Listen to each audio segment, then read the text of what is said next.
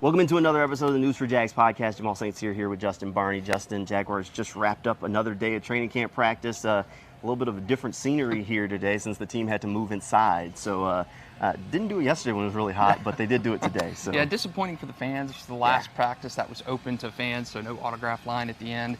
Big bolts of lightning, thunder coming on in period 7, so they pushed things inside. And I'm glad they pushed things inside because it was cooking out there. But the last practice before they head up to Detroit, last practice fans can attend. Next time the fans will be able to see the Jaguars, just the preseason game here, Miami, a week from Saturday. But I like where they're at in Detroit. Yeah, they're excited to go up there. I think the team still remembers that Detroit game from late last season. I've had more than one player now mention that. And I heard that Evan Ingram mentioned it in his post-practice speech to remind the team that they owe these guys just a little bit of extra work out there on the practice field. But it was let's be optimistic, it was what happened after that Lions shellacking that we're going to take away from last season. Because that game was a changer to me that's not the one that they're remembering, but they remember. Right, okay. So basically they want to go up there and have a good showing over the next couple of days, which is good. I know the one thing that's different here, we've reached that point in the training camp. I think Doug Peterson called them the dog days of camp.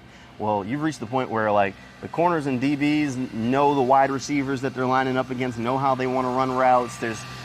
It starts to get a little bit less about the competition and more about the preparation. Right. So seeing some new faces will help to really see what the competition will be like on Sunday. Yeah, and you hear from players, and they say the 2 joint practices are probably more valuable than an actual preseason game because you're going to, get more reps. You're going to see those starters far more than you would in a preseason game. B, it's going to be outdoors, kind of a game atmosphere. And C, it's 2 days in a row of those joint practices. So instead of hitting Jaguars players, Darius Williams hitting Calvin Ridley or something like that, you're going to get Jameson Williams against Tyson Campbell. You're going to get Jared Goff trying to pick apart these defensive backs for the Jaguars. So I think these 2 practice days are valuable. We touched on it yesterday. It'd be nice to see one of those here. Right. And Doug and Trent, I think, want to bring a couple of those here in the future. But I think it's going to be good. We're going to learn a lot about the team from these joint practices. And I think it's good for the Jaguars heading into a preseason game where your starters may not play much at all. Yeah, it's definitely going to be interesting. I think one thing that I kind of took from today's practice when they were doing some of their 11-on-11 stuff, Greg Jr. was with that first-team defense. He's a guy that we keep talking about in one of the few spots where a starting job is really open, and the Jaguars are getting a look at him. These joint practices over the next couple of days are going to be key for him. How does he match up against some of those wide receivers? He got those first-team reps, and then he was staring at Calvin Ridley and Christian Kirk. Those matchups didn't go so well for Greg, but those are the sorts of guys he's going to see on Sundays. Those are the sorts of things that you want to see from a young player to get that sort of test. Yeah, and we've talked about this probably from our first podcast to now, and just there's so few positions in the starting 11 on each side that are actually open to true competition. That nickel corner is one. Your teams are going to spend the base defenses now, how much tilted it is to those 5 corners, safeties, those guys in the secondary. So if you got to have a guy back there. Trey Herndon is serviceable. They've won games with Trey Herndon. You kind of know what his ceiling is at this point. Greg Jr. is that young guy and spent last year as a practice squad player and had an unbelievably good preseason debut trying to make this roster. And they're positioning Greg Jr. for that spot. They talked about him all season. He's actually come out and done it. For a 7th-round pick a year ago, his name is 6th-round pick.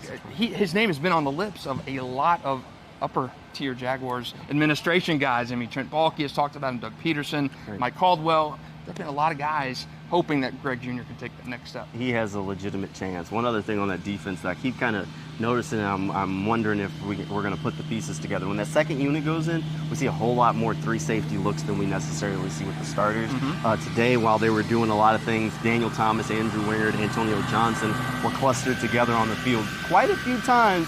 Obviously, Johnson was the guy playing the slot when those 3 were out there. Interesting to see how that'll carry over to when the starting unit gets those again, reps. That's 3 solid second-tier guys. Antonio thought maybe he could be that nickel guy, the heavy nickel guy on that first-team offense. But I like those second team. I like, what Daniel Thomas is capable of. He's a veteran guy who's played well in Jacksonville. Dewey's kind of become the face of this new Jaguars. The rallying cry of it was always a Jag, become a fan favorite, and actually is a very good second guy. He's a special teams core guy, and I don't feel bad about those 3 safeties, and I do not at all. I mean, last year probably more of a liability at this point, Camp, if you asked me about, 2 of those guys and then another rookie. But I like those 3 guys as second-team players. All right, as we kind of have, this is a little bit of a preview going into Detroit, we have to talk about the one thing that sadly is going to be a big talking point. It's going to be Travon Walker, Aiden Hutchinson. Right.